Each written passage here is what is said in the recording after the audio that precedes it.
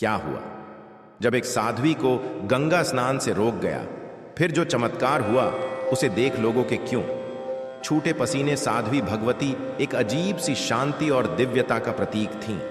उनका चेहरा प्रकाश से दमकता था और उनकी आंखों में गहरी तन्मयता थी। भगवती ने अपने जीवन का अधिकांश समय हिमालय के गुफाओं में ध्यान और साधना करते हुए बिताया था, लेकिन अब उनका एकमात्र उद्देश्य गंगा के पवित्र जल में स्नान करना था। वह मानती थीं कि महाकुंभ के इस अद्भुत समय में गंगा स्नान से आत्मा को परमात्मा से मिलन का एक खास अनुभव होगा। महाकुंभ की पूर्व संध्या पर भगवती ने साधु संतों से सुना था कि गंगा में स्नान करने से सारे पाप धुल जाते हैं और मोक्ष की प्राप्ति होती है। यह सुनकर उन्होंने दृढ़ निश्चय किया कि वह गंगा स्नान के बिना महाकुंभ से विदा नहीं लेंगी।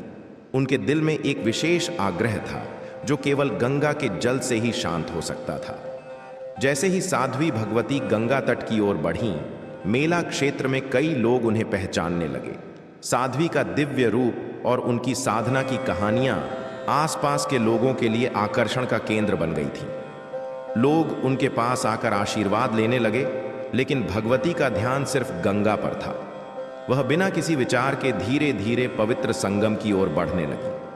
लेकिन जैसे ही वह गंगा के जल में प्रवेश करने ही वाली थीं, एक अप्रत्याशित घटना घटी। एक स्थानीय पंडित, जो महाकुंभ के आयोजकों में से एक था, ने उन्हें रोक लिया। पंडित ने कहा, साध्वी जी, आपको गंगा स्नान से पहले कुछ विशेष अनुष्ठान और यज्ञ करना होगा। यह समय साधारण स्नान का नहीं है। आपको पहले हमारे द्वारा निर्धारित विधि से गंगा स्नान करना होगा। साध्वी भगवती ने पंडित की ओर देखा और शांत स्वर में कहा, पुजारी जी, मैं जानती हूं कि गंगा स्वयं एक देवी है।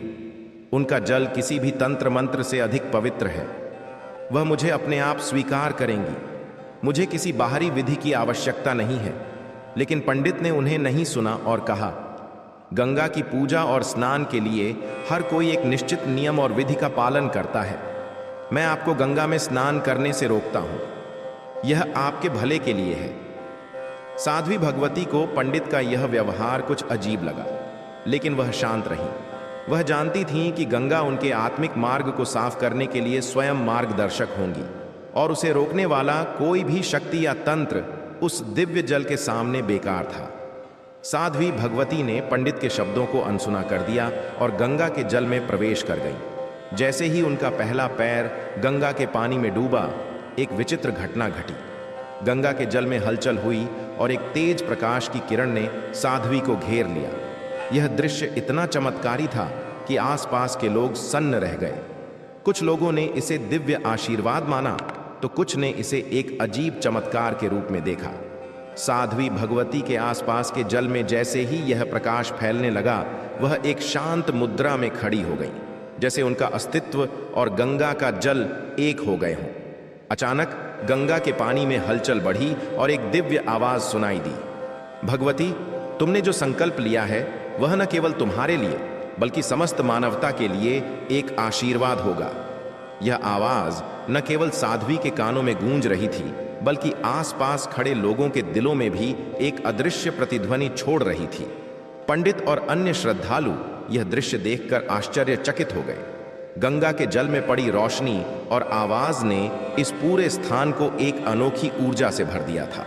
साध्वी भगवती का स्नान पूरा होने के बाद गंगा के जल में अचानक एक अद्भुत परिवर्तन आया। जल का रंग सोने जैसा चमकने लगा और उसके ऊपर हल्की सी नमी और धुआं सा उठने लगा, जैसे जल में कोई अदृश्य शक्ति समाहित हो। फिर गंगा के जल में कुछ छोटे छोटे पुष्प तैरते हुए नजर आए, जो आकाश से गिरते हुए प्रतीत हो रहे थे। यह दृश्य सभी के लिए अविश्वसनीय था और उन्होंने इसे गंगा के आशीर्वाद के रूप में देखा। पंडित, जो पहले साध्वी को रोक रहे थे, अब खुद एकदम शांत और श्रद्धा से भरे हुए थे। उनका दिल इस चमत्कार को देखकर द्रवित हो गया था। उन्होंने खुद को साध्वी के पैरों में झुकते हुए देखा और कहा, माँ, गंगा ने तुम्हें आशीर्वाद दिया है। अब मैं समझ गया हूं कि सच्चा विश्वास और श्रद्धा किसी तंत्र या पूजा से ऊपर है। साध्वी भगवती ने पंडित को आशीर्वाद देते हुए कहा, गंगा का आशीर्वाद हर किसी को मिल सकता है, लेकिन उसे पाने के लिए हमें अपने दिल में पूरी श्रद्धा और सच्चाई रखनी होती है। किसी भी विधि से अधिक हमारे आचरण और विश्वास की शक्ति अधिक महत्वपूर्ण होती है। साध्वी भगवती के इस चमत्कारी स्नान के बाद महाकुंभ मेले का पूरा वातावरण एक नई ऊर्जा से भर गया। साध्वी के प्रति लोगों की श्रद्धा और विश्वास पहले से कहीं अधिक गहरा हो गया था। उनके द्वारा प्रदर्शित की गई आंतरिक शक्ति और विश्वास ने सभी को यह एहसास दिलाया कि असली चमत्कार बाहरी सिद्धियों में नहीं, बल्कि हमारे भीतर के विश्वास और ताजगी में होता है। कुछ दिन बाद जब भगवती महाकुंभ से विदा ले रही थीं, तो उन्होंने अपने जीवन का एक अनमोल संदेश सभी को दिया।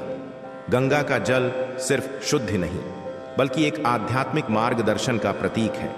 यह हमें बताता है कि जीवन की वास्तविक शक्ति हमारे अंदर ही है और इसे पहचानने के लिए हमें केवल सच्ची साधना और विश्वास की आवश्यकता है।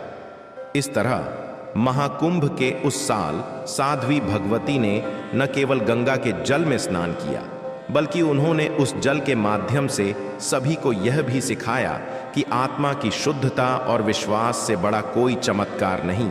दोस्तों, अगर आपको वीडियो अच्छी लगी हो तो कृपया हमारे चैनल वास्तु मेकर को लाइक और सब्सक्राइब करें तथा अपने दोस्तों और परिवार के साथ साझा करें।